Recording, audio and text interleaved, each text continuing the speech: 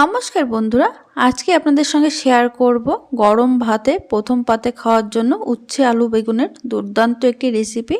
মেথি ফোড়নে মটর ডালের বড়া দিয়ে করা, খেতে অসাধারণ হয়। এটা একবার হলো বাড়িতে বানিয়ে খেয়ে দেখতে পারেন এইভাবে। আর এইভাবে বানালে দেখবেন যারা উচ্ছে খেতে চায় না তারাও কিন্তু খেতে চাইবে।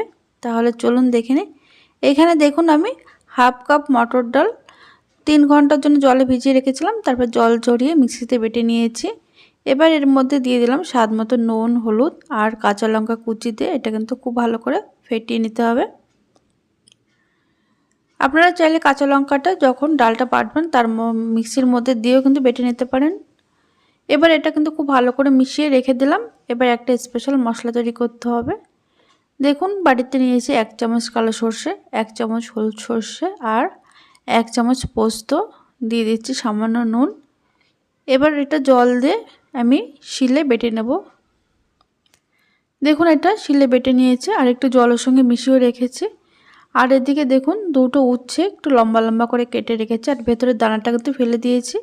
আর এখানে একটা ছোট সাইজের বেগুনও লম্বা করে কেটে নিয়েছি আর একটা মিডিয়াম সাইজের আলু লম্বা করে কেটে নিয়েছি। আর এদিকে দেখুন উচ্ছের চচ্চড়িটাকে দ্বিগুণ টেস্টি করার জন্য আমি এখানে 1 চামচ রাঁধুনি সবার প্রথমে একটু শুকনো খোলায় ভেজে নেব। তবে লো আঁচে এটা ভাজবেন। এর থেকে যখন সুন্দর গন্ধ বের হবে আর যখন দেখবেন একটা দুটো করে ফুটতে শুরু করেছে তখন কিন্তু এটা নামিয়ে নিতে হবে। এটা কিন্তু পুড়ে গেলে কিন্তু একদমই ভালো লাগবে না খেতে। এটা নামিয়ে ঠান্ডা হওয়ার পর গুঁড়ো করে নিতে হবে। আর অন্যদিকে দেখুন কড়াইতে দিয়ে দিলাম 2 টেবিল চামচ সরষের তেল। তেলটা ভালোভাবে গরম হয়ে যাওয়ার পর গ্যাসের আঁচ একদম লোতে রেখে যে মটর ডালটা আমি ফেটিয়ে রেখেছিলাম সেটার থেকে অল্প অল্প মানে ছোট ছোট করে ডালের বড়িটা দিয়ে নিচ্ছি।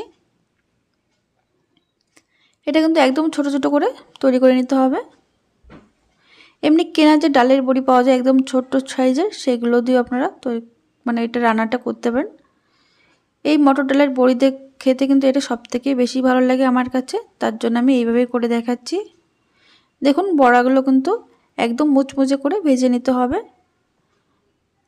একদম কড়া করে ভেজে নিয়েছি এইগুলো। এবার তেল থেকে তুলে নিচ্ছি। এবার ওই তেলের মধ্যে আমি আরও 1 চামচ তেল মিশিয়ে নিলাম। তারপরে যে কেটে রাখা বেগুনটা ছিল বেগুনটা দিয়ে দিচ্ছি। এই সময় কিন্তু আমি গ্যাসের আঁচ হাইতে রেখেছি। সামান্য একটু নুন দিয়ে দিলাম আর সামান্য হলুদ। তারপরে বেগুনটাকে কিন্তু খুব ভালো করে ভেজে নিতে হবে। এখানে যদি বেগুনটা হাই আঁচে ভাজা হয় একটু ঢাকা চাপা দিয়ে, তাহলে দেখবেন কম তেলে বেগুনটা খুব সুন্দরভাবে ভাজা হয়ে যাবে আর বেগুনটা কিন্তু ভেতর থেকে সিদ্ধ হয়ে যাবে।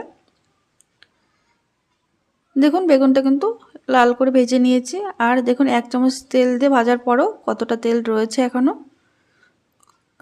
এর মধ্যে আমি আরও 1 টেবিল চামচ সরষের তেল দিয়ে এবার ফোড়নে দিচ্ছি মেথি আর কালো জিরে হাফ চামচ, দিয়ে দিচ্ছি একটা শুকনো লঙ্কা। 10 থেকে 15 সেকেন্ড একটু নাড়াচাড়া করে নেওয়ার পর এর থেকে যখন সুন্দর গন্ধ বের হবে তখন এর মধ্যে দিয়ে দিতে হবে কেটে রাখা আলু। আলু দিয়ে হালকা একটু নাড়াচাড়া করে নেওয়ার পর দিয়ে দিলাম কেটে রাখা উচ্ছে।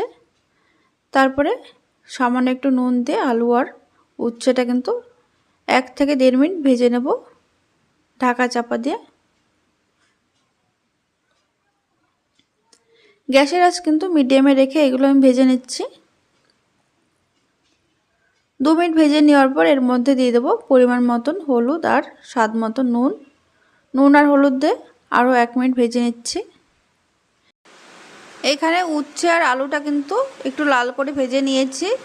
50% মতন ভাজা হয়ে গেছে। এবার এর মধ্যে দিয়ে দিচ্ছি বেটে রাখা সরষের পোস্ত আর বাটিতে সামান্য একটু জল দিয়ে ভালো করে একটু নাড়াচাড়া করে নেব। এবার এর মধ্যে দিয়ে দিচ্ছি টেস্টটাকে ব্যালেন্স করার জন্য সামান্য একটু চিনি দিয়ে আবারও ভালো করে মিশিয়ে নিতে হবে। 1 মিনিট ফুটিয়ে নেওয়ার পর এবার এর মধ্যে দিয়ে দেবো আমি ভেজে রাখা বেগুন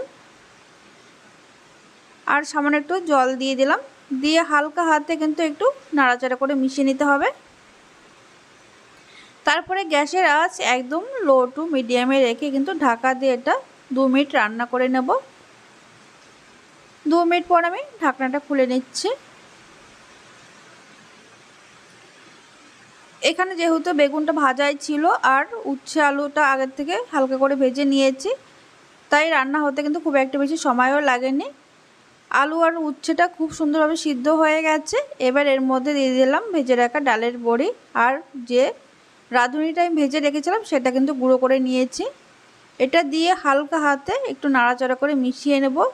মিশিয়ে তারপরে কিন্তু গ্যাসটা অফ করে দিতে হবে। এটা কিন্তু দিয়ে আর ফোটানোর দরকার নেই, না হলে কিন্তু রাঁধুনির যে ফ্লেভারটা সেটা কিন্তু নষ্ট হয়ে যাবে। তারপরে গ্যাসটা অফ করে সঙ্গে সঙ্গে একটা প্লেটে নামিয়ে নিচ্ছি। পরিবেশন করার জন্য কিন্তু একদম রেডি হয়ে গেছে। তাহলে বন্ধুরা, আজকের এই সুন্দর রেসিপিটি যদি ভালো লেগে থাকে তাহলে লাইক, কমেন্ট, শেয়ার করতে ভুলবেন না। আর এই সুন্দর রেসিপিটি আমার প্রিয় বন্ধুরা কে কোথা থেকে দেখছেন অবশ্যই কমেন্টের মাধ্যমে জানাতে ভুলবেন না।